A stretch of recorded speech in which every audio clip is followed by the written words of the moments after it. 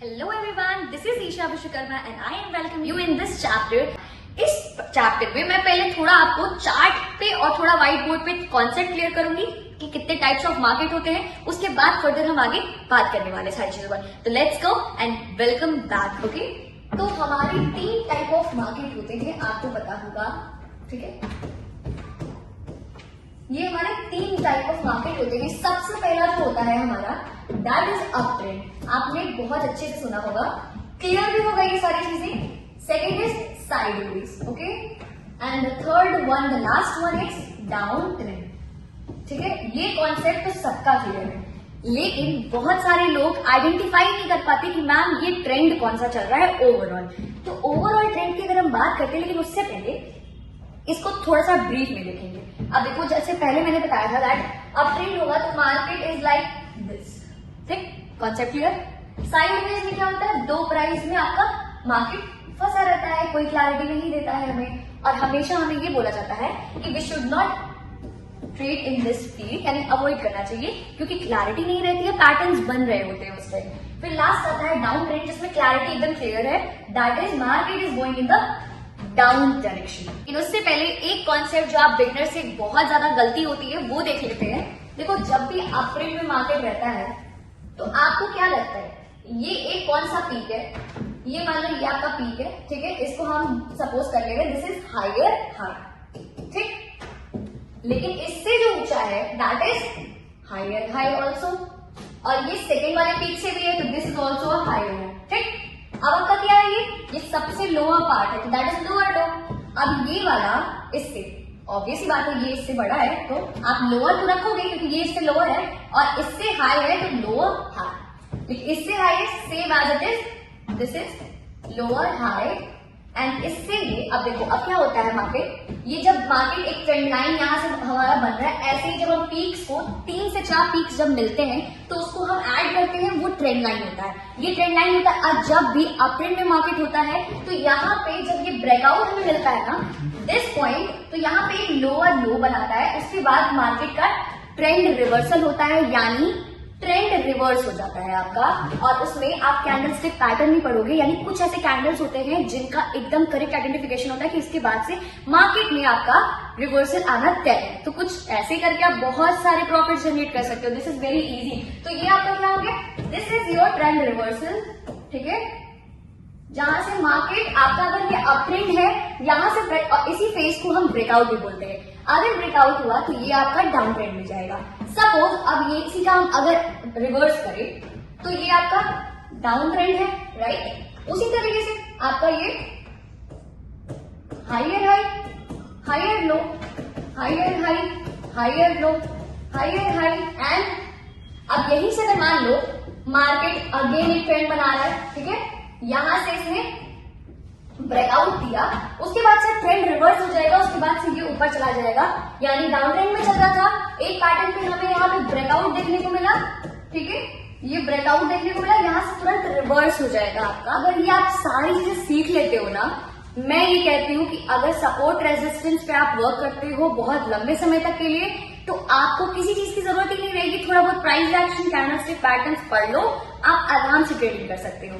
ठीक है, अब तीसरा फेज होता है सबसे important, that is the sideways concept. तो उसमें आपको क्या सीखना रहता है, दैट कभी भी आपका 2 प्राइस के बीच में अगर है मार्केट और ऐसे ऐसे कुछ चल रहा है, ऐसे ऐसे चल रहा है, ऐसे ऐसे चल रहा है, ऐसे ऐसे, जब तक आपको अप साइड में या फिर डाउन साइड में मार्केट का आपको ब्रेकआउट नहीं दिखता है, तब तक आपको एंट्री नहीं लेनी, क्योंकि इस ड्यूरेशन में आपका सिर्फ लॉस मेकिंग होता है. अगर आप लॉस नहीं करना चाहते हो तो साइडवेज मार्केट में मत फंसो, क्योंकि ये एक ट्रैप होता है बेसिकली, और ट्रैप में जाओगे तो ऑब्वियसली बात है यार, ट्रैप इज अ ट्रैप.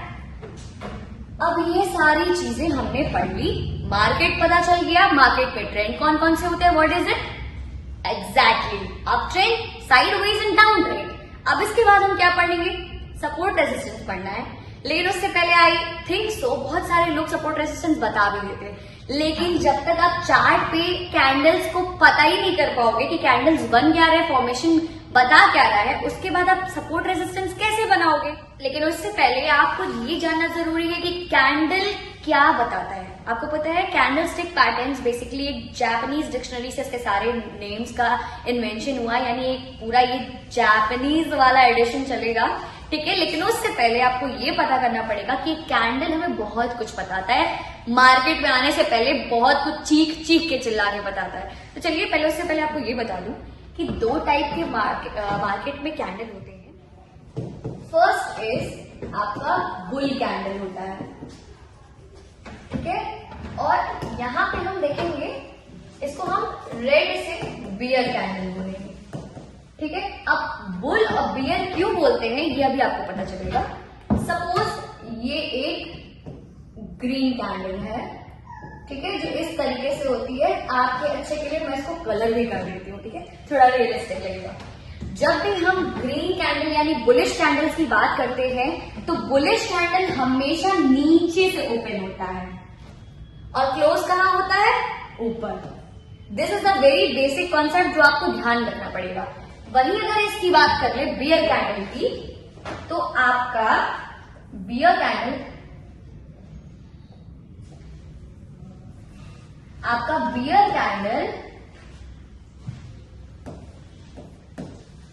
कुछ ऐसा होता है, ठीक है। रेड कैंडल बना दिया इसको, उस क्या होता है, अब जैसे क्या बताया इसमें बुल कैंडल में, यानी बुलिश कैंडल जो होती है उसकी ओपन नीचे होती है, क्लोजिंग ऊपर होती है, और रेड कैंडल की ओपनिंग ऊपर होती है और क्लोजिंग नीचे होती है।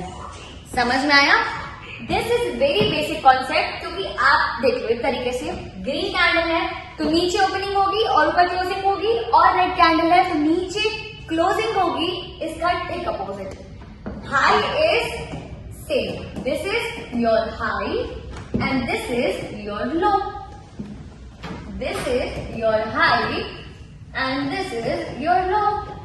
ये जो विक बनती है आपकी, इसको जो बोलते हैं, ये जो आपका लाइन है ना, इसको हम विक बोलते हैं। What is called it, wick या फिर शैडो, ठीक है, यानी कि अपनी परछाई छोड़ के जाती है। ये रियल बॉडी है आपकी, ये विक है, अपर शैडो और लोअर शैडो भी बोलते हैं, ठीक है। ये मैंने डिफरेंशिएट कर दिया आपको कि एक बुल कैंडल होती है, बियर कैंडल होती है, इसी से आपको आइडेंटिफाई करना पड़ता है। अब इसके बाद एक कॉन्सेप्ट आपको बता देती हूँ, जो आप अगर ध्यान रखते हो तो बहुत सारी चीजें ऑलरेडी क्लियर हो जाएंगी, ठीक है। देखो, सपोज मार्केट में जब कैंडल्स का फॉर्मेशन होता है तो वो हमें क्या बताने की कोशिश करता है। सपोज आपका मार्केट 5 मिनट की टाइम फ्रेम पे बात कर रहे हैं कि एक्चुअल में होता क्या है, ठीक है। मान लो एक कैंडल स्टार्ट हुआ बनना, कुछ ऐसा बनना स्टार्ट हुआ, ठीक। इसने ग्रीन कैंडल बनाई, ऐसा कुछ बना पहले कुछ सेकंड्स में, फिर कुछ आगे आने वाले मिनट में, यानी 1 मिनट जब हुआ तब यही कैंडल आके रेड कैंडल बन गई। यानी ये स्टार्ट हुआ था 50 रुपए पे, इसने हाई कहा था हमारा 56 रुपए का हाई मारा, लेकिन इसी में ये 56 रुपए से आके कहां पे आ गया, 45 रुपए पे आ गया, ठीक है। समझना बस कॉन्सेप्ट, आपको बहुत चीजें क्लियर हो जाएंगी। फिर तीसरी कैंडल में क्या हुआ, बहुत बड़ा सा एक रेड कैंडल बना, जिसमें इसका लो चला गया कहां पे, 33 पे, ठीक है। और नेक्स्ट कैंडल में अब ये सारा समझ लो 2 मिनट हो गया। अब अगले 3 मिनट में कौन सा कैंडल क्या बनेगा ये हमें नहीं पता। ये क्या हुआ, ये सारा रिवर्स होके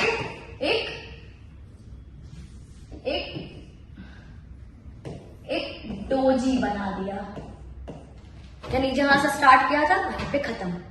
अभी भी नहीं हुआ कुछ। अब 5वें मिनट में क्या होगा, ये यहां पे सब कुछ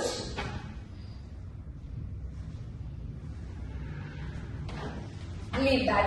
5वें मिनट में क्या होगा, ये सब कुछ छोड़ के इसने एक अच्छी सी ग्रीन कलर की कैंडल बनाई और यहाँ पे क्लोजिंग दे दी, यानी 50 रुपए भी बनाया, ये गया 56 पे हाई। क्या पता चला ओवरऑल क्या हुआ? हमें ये ही पता चला क्या होता है। सिंपली आपको बता रही हूँ, जब ग्रीन कैंडल बनना स्टार्ट होता है तो यानी it's a symbol of buyer. ठीक है, सिंपल समझाओ। रेड सेलर, तो यानी पहले बायर्स ने कंट्रोल लिया, उसके बाद सेलर्स हावी हो गए बायर्स पे, तो ये फिर सेलिंग वाले टाइम चलने लगा। फिर क्या हुआ, सेलर्स और हावी हो गए और नीचे गया, यानी 33 तक नीचे लो मारा। उसके बाद आपका एक डोजी फॉर्मेशन भी हुआ, जो एक होता है ना जहां से प्राइस स्टार्ट हो वहीं पे आके प्राइस रुक गया। और लास्ट में क्या बना, ग्रीन कैंडल, यानी buyers almost control take over कर चुके हैं। बेसिकली आपका ग्रीन इज बायर्स, सेलर्स आपके रेड कैंडल होते हैं, यानी सेलर्स का कंट्रोल और बायर्स का कंट्रोल क्या होता है। ये सारी चीजें it's a basic part of the candlestick pattern. और मैंने जो आपको बुल कैंडल और बियर कैंडल भी बताया है, उसका ओपन और क्लोज, हाई लो आपको मार्क करने आना चाहिए। उसी के बिहाफ पे आप entry, exit, target, stop loss लगा सकते हो।